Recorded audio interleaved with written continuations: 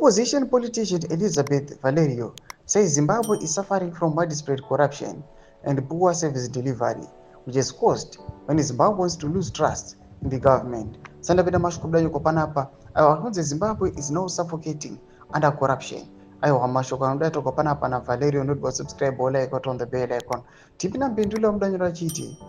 Valerio, the only female presidential candidate in the 2023 harmonized election, said that the President Emerson Mnangagwa's government is focused more on holding onto power and deceiving the public with empty slogans rather than keeping its election promises, she said.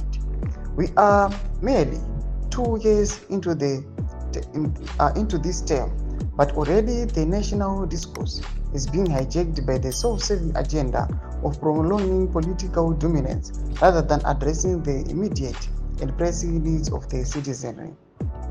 This push for an extended term may in part have been intensifying because many of the current political players now know that their livelihood of re-election in a truth democracy is slim. The United Zimbabwe Alliance UZA leader said the country is being held hostage by the internal conflicts within the ruling ZANU-PF party, and the party has no interest in their current power struggles.